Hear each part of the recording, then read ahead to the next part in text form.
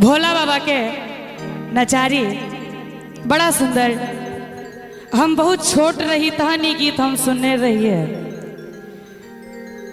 आई मौका भेटल लाइव के माध्यम में ई गीत सुनाबे के। आओ सुनल जाओ। हाँ।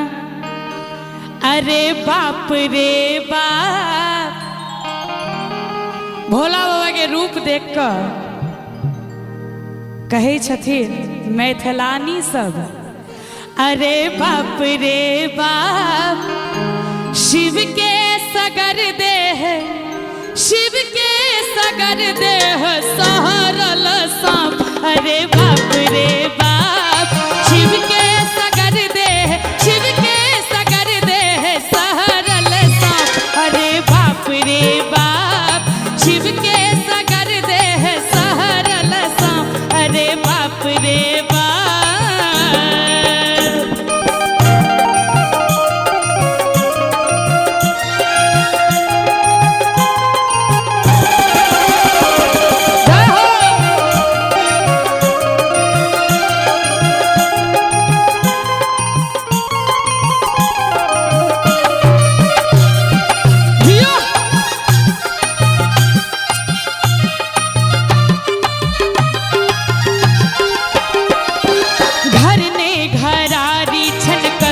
हुने पास घर ने घरारी छन,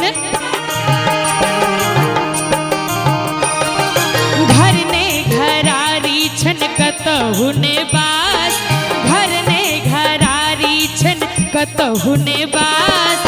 एक रति बारी छन, एक रति बारी छन से हो नहीं खास। अरे बाप रे बाप, शिव के सगर देह सहरल सांप। अरे बाप रे बाप।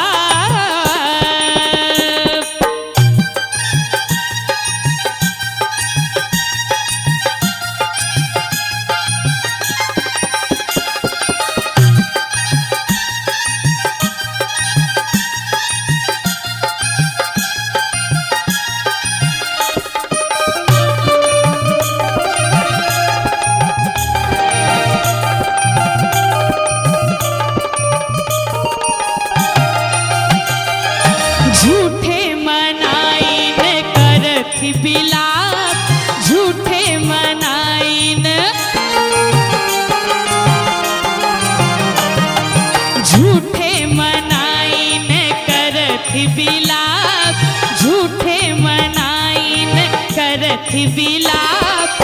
सौसे तो पट्टा छन, सौसे तो पट्टा छन बाघक छाप। अरे बाप रे बाप, शिव के सगर देह, शिव के सगर देह सहरल सांप। अरे बाप रे बाप, शिव के सगर देह सहरल सांप। अरे बाप रे बाप।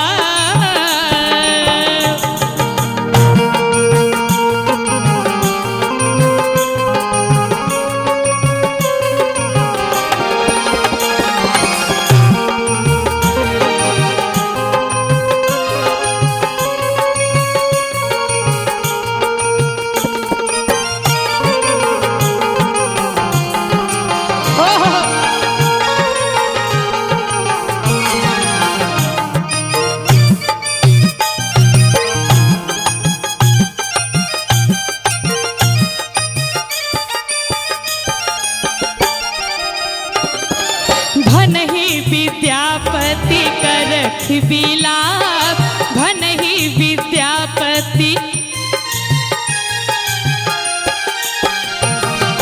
भनहि विद्यापति करथि बिलाप, भनहि विद्यापति करथि बिलाप।